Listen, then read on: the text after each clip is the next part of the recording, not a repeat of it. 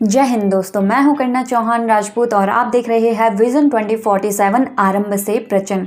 दोस्तों 14 अप्रैल एक ऐसा दिन जब भारत की धरती पर एक ऐसा सितारा जन्मा जिसने अंधेरे में रोशनी की लौ जलाई, जिसने न केवल भारत के संविधान को बनाया बल्कि भारत के करोड़ों लोगों को जीने का अधिकार दिया।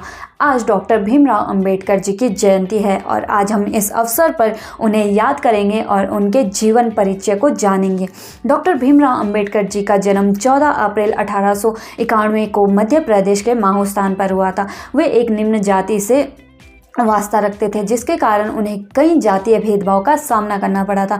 उन्होंने अपने बचपन में ही जातीय भेदभाव को बहुत ही करीब से देखा था। जब वो स्कूल जाते थे तो वहाँ पर उनके साथ जातीय भेदभाव किया जाता था। उन्हें अन्य बच्चों से अलग थलग बिठाया जाता था, उन्हें पानी तक में छूने नहीं दिया जाता था।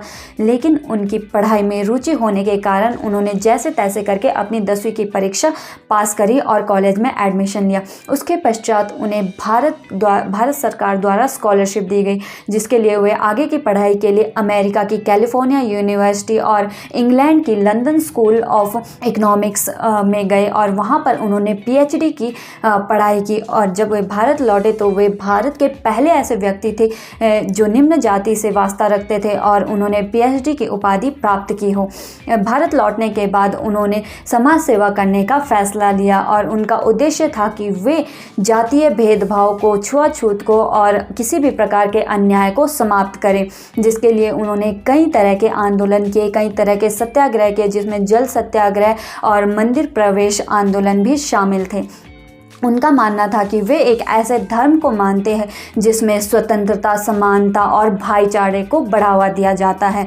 जब भारत आज़ाद हुआ तो उस समय उन्हें भारत के संविधान निर्माण की ड्राफ्टिंग में चेयरमैन भी बनाया गया, जिसमें उन्होंने भारत के संविधान निर्माण में योगदान किया और उन्होंने एक ऐसे संविधान का निर्माण किया जिसमें सभी प्रकार के नागरिकों को बराबर का अधिकार दिया गया। उन्होंने सभी प्रकार के भेदभाव को या फिर जातीय भेदभाव, धर्म भेदभाव या फिर लिंग भेदभाव और भाषाई भेदभाव को इस संविधान से दूर रखा, ताकि किसी भी प्रकार के व्यक्ति को किसी भी भेदभाव का सामना ना करना पड़े। और उसके पश्चात अपने अंतिम समय में या फिर अपने अंतिम वर्षों में उन्होंने बौद्ध धर्म को अपना लिया, क्योंकि उनके अनुसार बौद्ध धर्म एक ऐसा धर्म है जिसमें सभी व्यक्तियों को समानता का अधिकार मिलता है। 6 दिसंबर 1956 को उनका निधन हो गया, लेकिन आज भी वे हमारे बीच जीवित है, उनका विचार हमारे बीच जीवित है।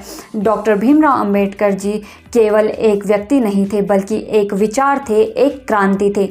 विजन 2047 आज इस चैनल के माध्यम से उनको शत नमन करता है जिन्होंने इतना बड़ा योगदान दिया भारत के संविधान निर्माण में। और अगर हम चाहते हैं कि विज़न 2047 को भी सक्सेसफुल बनाया जाए या भारत का जो उद्देश्य है एक विकसित भारत बनने का, वो भी केवल डॉक्टर भीमराव अंबेडकर जी के रास्तों पर चलकर ही पूरा किया जा सकता है। मैं अपने शब्दों को यहीं विराम देती हूँ और अंत में यही कहना चाहूँगी, जय भीम, जय भारत, जय हिंद।